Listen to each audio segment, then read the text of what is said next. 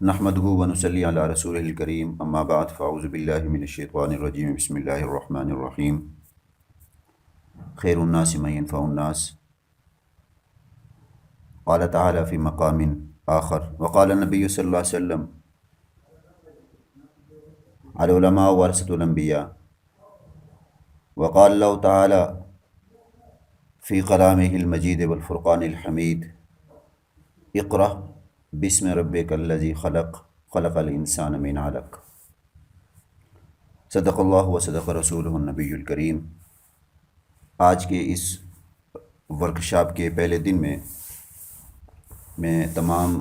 طالبات اور طلباء کرام کو خوش آمدید کہتا ہوں کہ ہماری آواز پر آپ تمام نے لبیک کہی، اور اس وقت تعداد تقریباً ہمارے پاس گروپوں میں 200 سے 300 کے لگ بھگ ہے، اور تقریباً 100 کے قریب احباب شریک ہیں، باقی شریک نہیں ہو سکے۔ میں نے پہلے عرض کیا تھا کہ میں اس صورت میں معذور ہوں، میرے پاس کوئی متبادل نہیں ہے۔ عزیز طلباء کرام، میں آپ کے سامنے کوئی لمبا چوڑا خطاب نہیں کروں گا، میں صرف بنیادی اور اہم نکتے اور پر گفتگو کرنا چاہوں گا کہ جس سے آپ کو فائدہ ہو۔ یاد رکھیں، سب سے اہم اور یوں سمجھ لیں کہ پورے سال کا خلاصہ انسان کے امتحان ہوتے ہیں۔ عند الامتحان یکرم الرجل او یوہان، کہ امتحان کے قریب یا تو انسان کا اکرام کیا جاتا ہے یا اس کی اہانت کی جاتی ہے۔ اگر پاس ہو جاتا ہے، اچھے نمبر لے لیتا ہے، لوگ مبارکبادیں دیتے ہیں، اور اگر فیل ہو جاتا ہے خدا نخواستہ تو انسان کو خود اپنے من میں بھی شرمندگی ہوتی ہے، اور متعلقین دوست احباب بھی کہنے والے کہہ دیتے ہیں کہ یار اس نے محنت نہیں کی اور ناقدری کی ہے، فیل ہو گیا ہے، تو پھر انسان کو بڑی شرمندگی ہوتی ہے۔ ظاہر انسان ایک معاشرے میں رہتا ہے، اس کا ایک مقام اور مرتبہ ہوتا ہے، گھر کے اندر، دوستوں میں، اور ہر خاندان کے اندر، اور اس کی بنیادی وجہ یہ ہوتی ہے کہ طلباء کے ذہن میں طرح طرح کی باتیں ہوتی ہیں، اور وہ یہ سمجھتے ہیں کہ شاید ہمارے پرچے کا فیل ہونا یہ وجہ بن سکتی ہے، چونکہ غلط فہمیاں ہوتی ہیں جس کی بنا پر پورا سال بھی ضائع ہو جاتا ہے، اور آئندہ سال کے لیے پھر طلباء کرام کے دلوں سے محنت کا جذبہ، شوق کا جذبہ، مطالعے کا جذبہ، لگن، وہ سب ختم ہو جاتی ہے۔ یاد رکھیں، اس لحاظ سے کہ طلباء کے جو نمبر کم آتے ہیں یا وہ راسب ہو جاتے ہیں، اگر دیکھا جائے تو ہم اس لحاظ سے طلباء کی 3 قسمیں کر سکتے ہیں، یا 3 قسمیں ہوتی ہیں۔ بہت سے طلباء کا یہ خیال ہوتا ہے کہ شاید جو نمبروں کا حصول ہے وہ خوشنویسی پرچے میں بہت زیادہ عنوانات کے استعمال یا عربی میں پرچہ حل کرنے پر موقوف ہے، خواہ جواب جو لکھا گیا ہے وہ درست ہو یا نہ ہو، سوال کے مطابق ہو یا نہ ہو۔ لہٰذا جس نے ان باتوں کا خیال رکھا ان کے نمبر لازمی امتیازی آنے چاہیے، اچھے آنے چاہیے، اور اس بے وقوف اور بودے خیال کی وجہ سے وہ طلباء جو محنت تو خاص نہیں کرتے لیکن ان کا خط چونکہ عمدہ ہوتا ہے، عربی میں پرچہ حل کر لیتے ہیں، تو وہ اس گمان میں اور زوم میں مبتلا رہتے ہیں کہ ہم نے تو خوب لکھا ہے، اس دفعہ تو ممتحن ضرور متاثر ہوگا، اور اب کی بار تو ہماری پوزیشن ہماری ہی ہے اور پکی ہے۔ اور جب نتائج ان کی امیدوں سے ہٹ کر آتے ہیں تو یہ طلباء بجائے اپنے محاسبہ کے پھر وفاق کے جتنے بھی ممتحنین ہوتے ہیں اور وفاق کے اکابرین ہیں ان کے گناہ گننا شروع ہو جاتے ہیں۔ اور پھر دوسرے نمبر پر وہ طلباء ہوتے ہیں کہ جو محنت کرتے ہیں لیکن چونکہ ان کا خط اچھا نہیں ہوتا، اور اگر ان کے نتائج جو ہیں وہ ایسے آتے ہیں کہ جس سے وہ مایوس ہوتے ہیں تو محنت چھوڑ دیتے ہیں، بددل ہو جاتے ہیں، اور وہ کہتے ہیں کہ بھئی ہمارا خط تو اچھا ہے نہیں، نمبر تو خوش خطی پر ملتے ہیں، لہٰذا محنت کرنے کی کیا ضرورت ہے۔ اور تیسرے طبقے میں وہ طلباء ہوتے ہیں کہ جن کا یہ خیال ہوتا ہے کہ وفاق کے امتحانات میں جو نمبر ہوتے ہیں وہ صفحات کا وزن کر کے اور تول کر دیے جاتے ہیں، اس لیے خوب صفحات بھرے جائیں تاکہ نمبر خوب اچھے آئیں، لیکن جب نتائج ان کی امیدوں کے برعکس آتے ہیں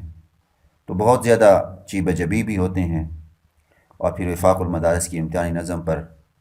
لعنتوں کا ایک اور سلسلہ شروع ہو جاتا ہے۔ اب ہمارے ان 3 طبقوں سے مخلصانہ یہ عرض ہے کہ آپ سب سے پہلے اپنے ذہن سے ان برے اور غلط فہمی والے خیالات کو نکال دیجئے۔ یہ خیالات اور یہ آپ کے تصورات اچھے نہیں ہیں۔ اب یہ جو پہلے دو حضرات ہیں، جو پہلے دو طبقہ خیال طلباء کا، کہ جو خوش خطی کو اچھا سمجھتے ہیں، یاد رکھیں خوش خطی کی اہمیت سے انکار نہیں، یہ حقیقت ہے کہ خوش خط تحریر اپنے اندر جاذبیت رکھتی ہے اور ہر دیکھنے والے کو اپنی طرف متوجہ کرتی ہے، کیونکہ ہر سلیم الفطرت انسان طبعاً صفائی ستھرائی اور خوبصورتی کو پسند کرتا ہے۔ جو چیزیں بری ہوں، بدنما ہوں اور گندی ہوں، ظاہر ان کو ناپسند کیا جاتا ہے۔ تحریر تو پھر تحریر ہے، اس میں اور خوش خطی کی اور جاذبیت کی ضرورت بڑھ جاتی ہے۔ لیکن یاد رکھیں یہ بات بھی اپنی جگہ پر مسلم ہے کہ اگر پرچے کے حل میں صرف خوش خطی کا لحاظ رکھا جائے، مطلوبہ سوالات کے صحیح حل پر توجہ نہ دی جائے، تو نری خوش خطی عنوانات کی کثرت اور عربی میں پرچہ حل کر لینا کسی کام کا نہیں، بلکہ ایسا طالب علم شاید 40% نمبر بھی بمشکل حاصل کر پائے۔ اس لیے یہ اچھی طرح سے سمجھ لیں کہ تقریباً 80% نمبرات جواب کی درستگی اور مواد کی صحت سے تعلق رکھتے ہیں۔ جو سوال آپ سے پوچھا گیا ہے اگر جواب درست ہے اور ساتھ جو ہے وہ سوال کا جواب درست ہے، تو اور اب اگر طالب علم نے اس مواد کو بہترین طرز تحریر اور شستہ جو ہے طریقے سے لکھا ہے، عربی انشاء کے مطابق اس کو سانچے میں ڈھالا ہے اور خوش خط لکھا ہے، تو پھر ظاہر ہے جتنا گڑ ڈالا جائے گا اتنا ہی میٹھا ہوگا، تو پھر اس کو 20% جو باقی ہیں وہ بھی مل جاتے ہیں۔ لہٰذا خوش خطی اور عربی انشاء کا بہترین ہونا بلکہ ضروری ہونا ایک مسلم حقیقت ہے، لیکن یہ دوسرے درجے کی چیز ہے۔ اصل چیز ہے جوابات کا درست ہونا، یہ ذہن میں رکھیں۔ طلباء کا تیسرا طبقہ جو وزن صفحات کا نظریہ رکھتا ہے، یعنی جن کا یہ ذہن ہوتا ہے کہ ممتحن جو ہے وہ بالشتوں کے حساب سے شاید نمبر دیتے ہیں، جس کا جتنا زیادہ لکھا ہوگا بھلے اس میں 6 نمبر کیوں نہ لکھ دیے جائیں، اس میں اللہ اور کی قدرت کے دلائل دیے جائیں کہ پہاڑ ہیں اور آسمان ہیں اور فلاں ہے۔ مثال کے طور پر مصنف سوال یہ پرچے کے اندر ہے کہ مناف کی تعریف لکھیں اور جواب میں لکھا کہ جو ہے وہ 6 نمبر ہیں، پہلا کلمہ طیبہ ہے، دوسرا نماز ہے، نماز جو ہے وہ دین کے اندر جو ہے اثر کی حیثیت رکھتی ہے، وغیرہ وغیرہ۔ تو ان کی خدمت میں یہ عرض ہے کہ آپ کو شیطان نے دھوکے میں مبتلا کر رکھا ہے، بے جا تطویل میں کاغذ، روشنائی اور وقت کا ضیاع اور اسراف ہے، جو دین دنیا دونوں ہی اعتبار سے مذموم ہے۔ پھر جب کہ جوابات بھی درست نہ ہوں بلکہ اصل مقصود صفحات کی تعداد، جوابی کاپی کی ضخامت بڑھانا ہو، تو اس کی تو قباحت اور بڑھ جاتی ہے۔ تو اچھی طرح سے ذہن نشین کر لیجئے کہ جواب جو آپ لکھ رہے ہیں وہ سوال کے مطابق ہو، البتہ اس جواب کے اندر آپ تڑکا لگائیں خوش خطی کا، شستہ تحریر کا، اچھے اچھے عنوانات کا اور بہترین قسم کی حاشیہ نگاری کا، تو وہ یہ ہے کہ پھر آپ کو مزید نمبر اچھے مل جاتے ہیں اور ممتحن جو ہے وہ اس سے یقیناً متاثر ہوتا ہے۔ یہ میں نے بنیادی بات آپ سے ایک یہ کر دی ہے۔ دوسری بات یہ ہے، یاد رکھیں جس طریقے سے ہم جسمانی زاد راہ پرچے کے لیے کرتے ہیں کہ ہماری کوشش ہوتی ہے کہ ہمارا پرچہ بہترین سے بہترین ہو، ایسے ہی یاد رکھیں ہمیں روحانی زاد راہ کی بھی طرف توجہ کرنی چاہیے۔ اب جو روحانی زاد راہ ہے وہ کیا ہے؟ وہ ہے سب سے پہلے اخلاص للہیت۔ ظاہر ہے ہم جو بھی علوم پڑھتے ہیں، خواہ ان کا تعلق علوم عالیہ سے ہو یا علوم عالیہ سے ہو، ان سب کے حصول کا مقصد اصل کیا ہے؟ اللہ کی رضا اور خدمت دین۔ ظاہر ہے اسی مقصد کی خاطر ہم تمام طالب علم بھی، اساتذہ بھی مدارس کی طرف جاتے ہیں، وہاں پڑھتے ہیں، پڑھاتے ہیں۔ تو سب سے پہلے یہ ہے کہ آپ کے اندر اخلاص ہو، آپ کی جو نیت ہے وہ درست ہو۔ لہٰذا میری یہ گزارش ہوگی سب سے پہلے کہ محنت خوب کریں اور نیت رضا الہی کے حصول اور خدمت دین کی رکھیں۔ تو پہلا کام ہمارا ہوا تصحیح نیت اور اخلاص نیت۔ دوسرا کام ہے اعمال اور اخلاق کی حفاظت۔ دیکھیں یہ جو ہم علوم پڑھتے ہیں، ہمارے استاد حضرت مولانا شبیر الحق کشمیری صاحب دامت برکاتہم العالیہ، جو علوم نقلیہ اور عقلیہ کے امام ہیں، وہ فرمایا کرتے تھے، جب ہم ان کے پاس پڑھا کرتے تھے تو وہ فرماتے تھے کہ یہ جو دینی کتابیں ہیں ان کی ذاتی برکات ہیں، آپ کو کتاب پڑھنے سے بھی ثواب ملتا ہے۔ دنیا کی کتابیں آپ پڑھیں گے، رٹے لگائیں گے، آپ کو ثواب نہیں ملے گا، لیکن دین کی کتابیں پڑھیں گے تو آپ کو دین کی کتاب پڑھنے کا الگ ثواب ہوگا، پھر پھیلانے کا الگ ثواب ہوگا۔ تو ان کی ذاتی برکات ہیں، اور یہ نور الہی اور نور نبوی ہے، اور یہ نور جو ہے، جو اللہ تعالیٰ کی ذات کا نور ہے اور رسول اللہ صلی اللہ علیہ وسلم کی تعلیمات کا نور ہے، یہ گناہ اور بدعملی کے ساتھ کبھی جمع نہیں ہو سکتا۔ ایک ہے الفاظ کا یاد ہو جانا، یہ ایک الگ چیز ہے، اور ایک ہے کہ تقوی اور طہارت کا ہونا، یہ ایک الگ چیز ہے۔ کیونکہ کہا گیا ہے کہ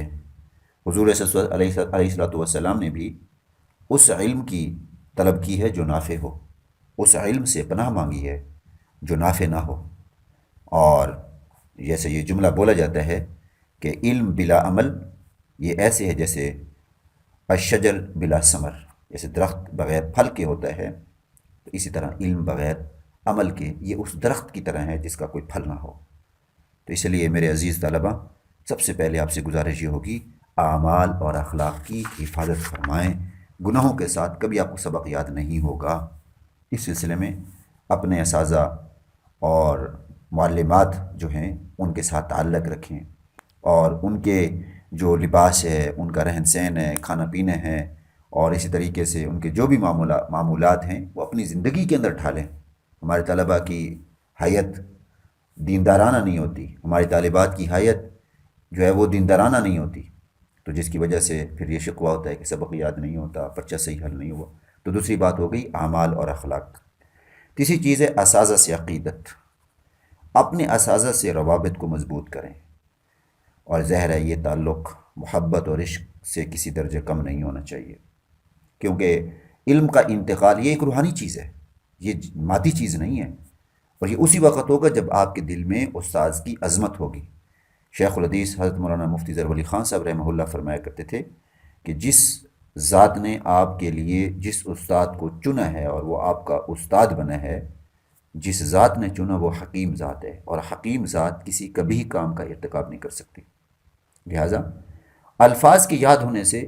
وہ نور آپ کی طرف منتقل نہیں ہوگا اگر آپ کے دل میں اساتذہ کی محبت نہیں ہے یا اساتذہ کی آپ غیبت کرتے ہیں۔ تو اس لیے عزیز طلبہ، اساتذہ سے عقیدت رکھیں، ان کے لیے دعا کریں اور ان کی خدمت کریں۔ اس لیے میں اپنے طلباء سے یہ کہتا رہتا ہوں کہ اپنے اکابرین سلف صالحین کے واقعات جو ہیں ان کو پڑھا کریں، اور آپ دیکھیں جیسے امام مسلم رحمہ اللہ کا اپنے استاد امام بخاری رحمہ اللہ کی زبان کا بوسہ لینا، حضرت مدنی رحمۃ اللہ علیہ کا اپنے استاد شیخ الہند رحمہ اللہ کی خاطر مالٹا کی قید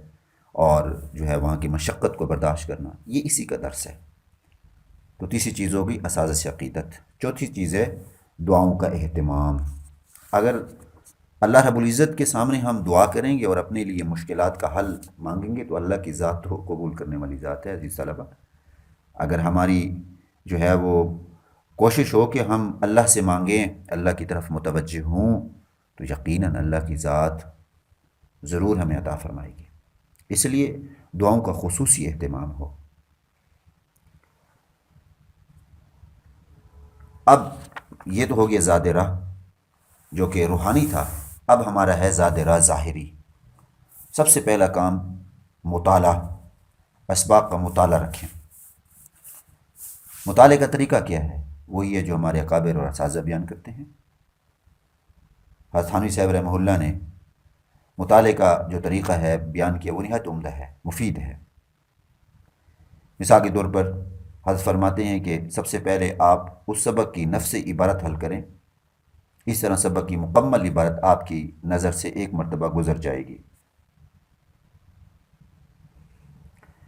اور دوسری مرتبہ آپ اسی عبارت کو مع ترجمہ حل کریں، ترجمے کے ساتھ حل کریں، اور پھر ترجمہ جب آپ حل کریں گے تو ساتھ بین سطور، ایک سطر سے دوسری سطر کے درمیان جو ہے وہاں حاشیے لگے ہوتے ہیں، لفظ کا ترجمہ لکھا ہوتا ہے، کبھی عربی کے اندر، کبھی اردو کے اندر، کبھی فارسی کے اندر، اس کو دیکھیں، اور تیسری نظر آپ اس عبارت پر اس طرح ڈالیں کہ حاشیے سے مدد لیتے ہوئے اس عبارت کا مفہوم بھی حل کریں۔ تو یوں سمجھ لیں کہ پھر ایک سبق پر آپ کی 3 دفعہ نظر جائے گی، اور جب پانی کے قطرے کسی پتھر پہ گرتے ہیں اور پتھر پہ گرتے گرتے سوراخ کرتے ہیں تو آخری قطرے سے جس پتھر پہ سوراخ ہوتا ہے تو اس آخری قطرے کی وہی طاقت ہوتی ہے جو پہلے پہلے جو ہے وہ قطرے کی طاقت تھی۔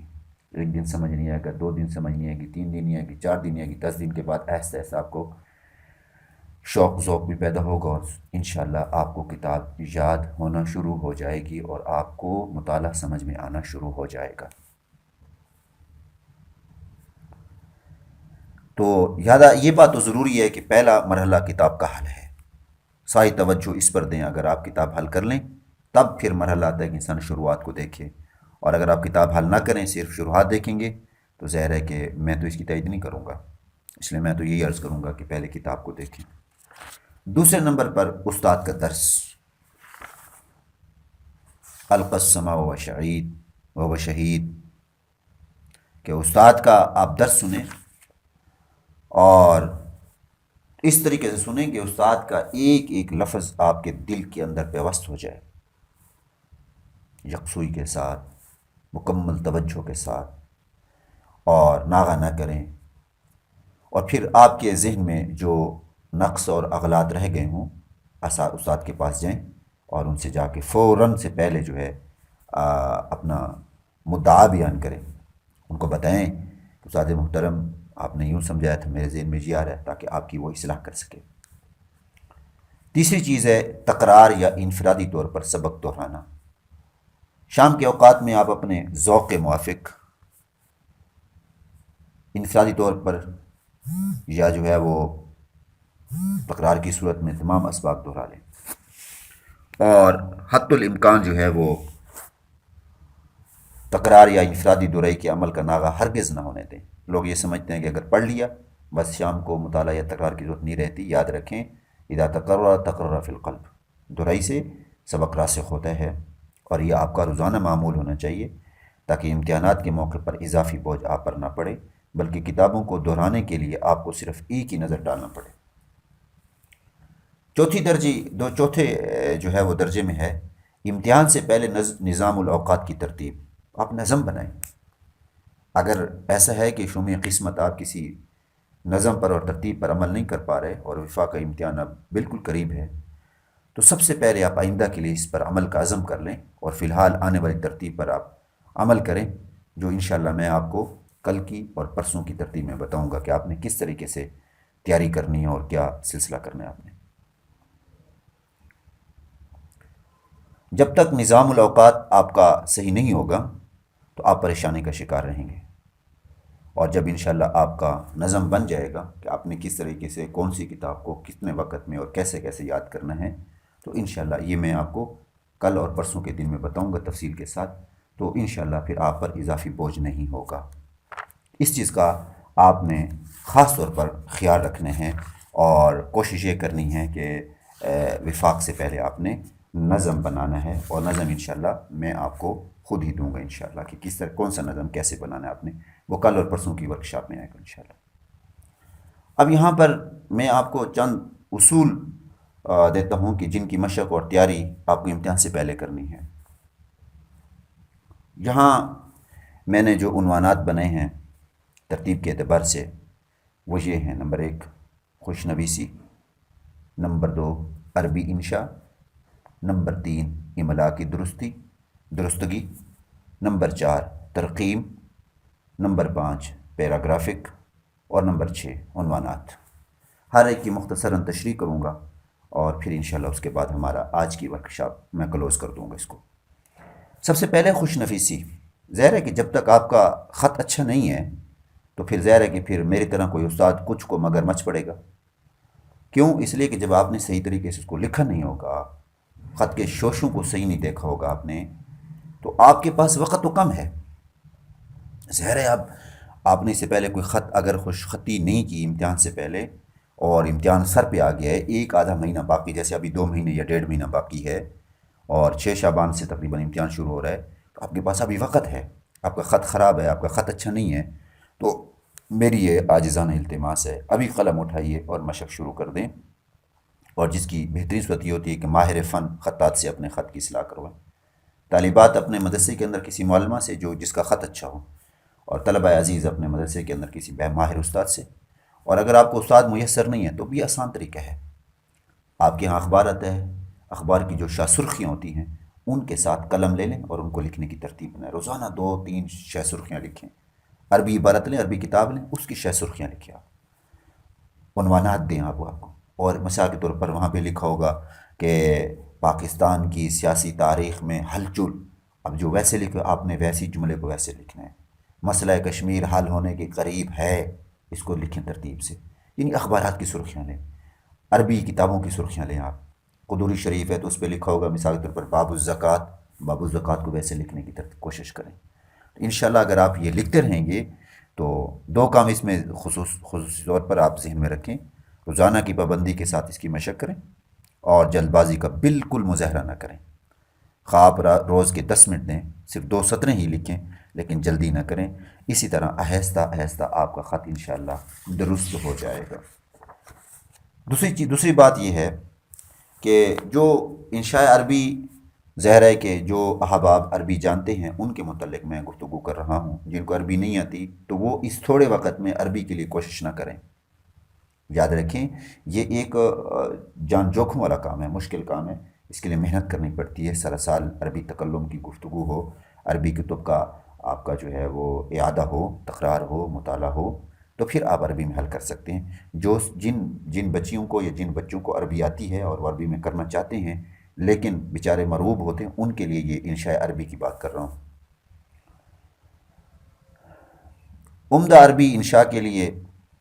آپ عربی ادب کی کتب پڑھیں، مثلا میں 2-3 کتابوں کو مینشن کرتا ہوں، جاہز کی البیان اور تبیین، ابو زید کی آپ اشعار العرب جو ہے، اور ابن شجری کی کتاب ہے مختارات، اور مبرد کی الکامل فی لغت العرب، اور اس طریقے سے ابو تمام کی الفحول ہے، اور سبع ملکہ اور دیوان متنبی ہے، یہ آپ پڑھتے ہیں، نفحۃ العرب پڑھ لیں چلے، یہ بھی ٹھیک ہے، اور اسی طریقے سے جو ہے وہ مقامات حریری بھی آپ کے مطالعے میں ہوگی، اور قاضی عبدالرحیم جو ہے ان کی کتاب معالم جو ہے کتابہ و مغانم الاصابہ، یہ کتابیں جو ہیں ان کو آپ ذہن میں رکھیں۔ باقی عربی کے لیے معجم الوسیط لے لیں، مختار الصحاح لے لیں،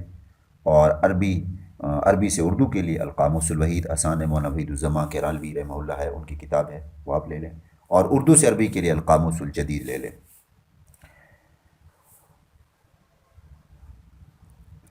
اب پرچہ حل کرنے کا آسان طریقہ یہ ہوتا ہے عربی کے اندر کہ سب سے پہلے جو ہے وہ متعلقہ کتاب کی تیاری کرتے وقت آپ کتاب کی جو مباحث ہیں ان کو مصنف کے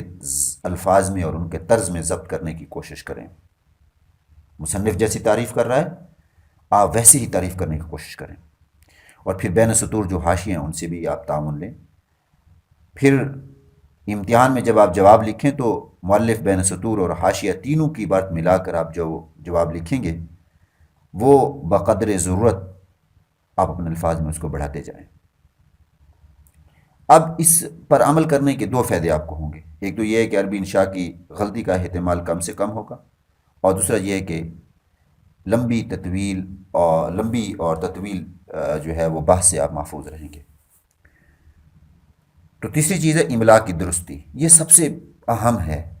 بہت سے طلبہ ہیں تا کی جگہ طا لکھ دیتے ہیں، قاف کی جگہ کاف لکھ دیتے ہیں، ہمارے پٹھان بھائی اور بہنیں ہا کی جگہ خا لکھ دیتے ہیں، پا کی جگہ فا لکھ دیتے ہیں، مثلا پاکستان ہے پاکستان لکھیں گے، پھول ہے اس کو پھول لکھیں گے، تو یہ جب تک آپ ان چیزوں کی درستی یہ نہیں کریں گے املا کی،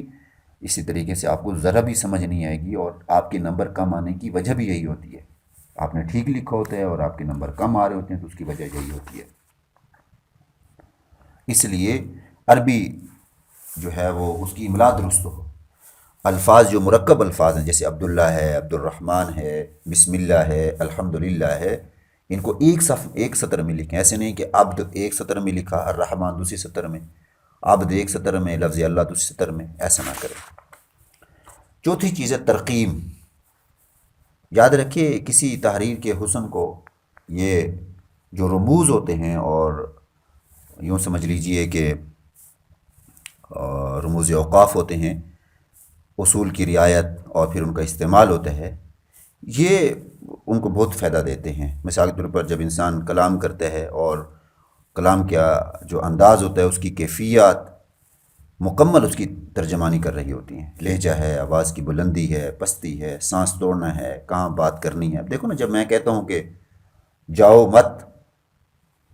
رکو، اس کا معنی کیا ہوگا کہ آپ نے جانا نہیں، رک جاؤ. لیکن جب میں یہ کہوں جاؤ مت رکو، اب دیکھو اس کا معنی کیا ہے، جاؤ رکنا نہیں ہے. ایک ہی جملہ ہے، تھوڑے سے وقف کے ساتھ، تھوڑے سے سکون کے ساتھ جو ہے وہ بالکل معاملہ اور معنی طلب بدل جاتے ہیں. اس لیے ترقیم کے جو اصول ہیں وہ تحریر میں حقیقی جان ڈال دیتے ہیں. اب اتنا موقع نہیں ہے کہ میں وہ تفصیل آپ کو پڑھاؤں، اس میں بہت ساری چیزیں ہوتی ہیں. انشاءاللہ میں جو گروپ ہیں ان میں یہ ایسا ایسا تحریر کے اعتبار سے بتاتا جاؤں گا کہ اس میں کیا چیزیں ہوتی ہیں اور کیا چیزیں ضروری نہیں ہوتی. نقطہ ہے، اور جس کو آپ بریکٹ کہتے ہیں، جس کو آپ جو ہے حروف ندائیہ کہتے ہیں، نقطوں کو ندائیہ بھی کہتے ہیں. اور اسی طریقے سے جو ہے سوالیہ استفہامیہ جس کو کویسچن مارک کہتے ہیں، سوالیہ نشان یہ جو ہوتا ہے یہ بھی ضروری ہوتا ہے. تو یہ علامت تنصیص ہے. اور اسی طریقے سے جو ہے وہ علامت استفہام ہے. اور 3 نقطے بسا اوقات لگائے جاتے ہیں، اور بسا اوقات جو ہے وہ 2 قوسین یعنی بریکٹیں لگائی جاتی ہیں. علامت تابعیہ ہے، علامت شعر ہے، علامت تعجب ہے. یہ ساری چیزیں ہیں. 5 ہی چیزیں: پیراگرافک، بند سازی. کوئی بھی تحریر لکھیں، مختلف مضامین اور خیالات ہوں. مثلا آپ کسی کو کسی بات کو ثابت کرنا چاہیں تو ابتداً آپ دلائل بیان کریں گے، پھر اس کے بعد ان دلائل کی روشنی میں اپنا مدعا ثابت کریں گے، اور کبھی اس مدعا کو ان دلائل پر منطبق کریں گے، اور پھر کبھی اس مدعا کے مقابل کوئی دعویٰ ہو تو آپ اس رائے کو ذکر کر کے اس کا رد بھی کریں گے. تو لہذا ہمیشہ تحریر کے جتنے حصے مضامین اور خیالات ہوں ان کو معنی کے حساب سے الگ الگ پیراگراف میں بیان کریں. اور چھٹی چیز ہے عنوانات، شہ سرخیاں جن کو عناوین کہا جاتا ہے. بہت سارے طالب علم ہوتے ہیں جب سوال سامنے آتا ہے تو عناوین یعنی شہ سرخیاں نہیں لگا سکتے، تو جس کی وجہ سے جو ہے وہ ان کے لیے مسئلے بنتے ہیں. تو آپ کو شاہ سرخیاں آنی چاہیے، مثال کی شاہ سرخیاں لگانی چاہیے. سوال آپ کے پاس ہے تو آپ اس میں لکھیں الامور المطلوبہ فی ھذا السوال، وہ امور جو اس سوال میں پوچھے گئے، الاول الثانی الثالث الرابع. یا اردو میں لکھ دیں کہ یہاں اس سوال سے 4 امور مطلوب ہیں، پہلا امر یہ ہے، دوسرا امر یہ ہے، تیسرا یہ، اور اس کو ہیڈنگ کے ساتھ دیں. یہ وہ چیزیں ہیں کہ جو پرچے کے حسن کو دوبالا کرتی ہیں اور ضروری ہوتے ہیں. تو آج کا ہمارا درس جو ہے میں اسی بات پر ختم کرتا ہوں، کیونکہ آدھا گھنٹہ ہو رہا ہے اور پھر مزید جو ہے لمبی گفتگو میں نہیں کرنا چاہتا. بہت سارے احباب ایسے ہوں گے جو سوال بھی کرنا چاہیں گے، تو بے شک ان کو سوال کی بھی اجازت ہوگی انشاءاللہ. اللہ پاک جو باتیں میں نے کہی ہیں ان پر عمل کرنے کی، ہمیں سمجھنے کی، صحیح طرح سے ان کو ادا کرنے کی توفیق عطا فرمائے. وآخر دعوانا الحمدللہ رب العالمین.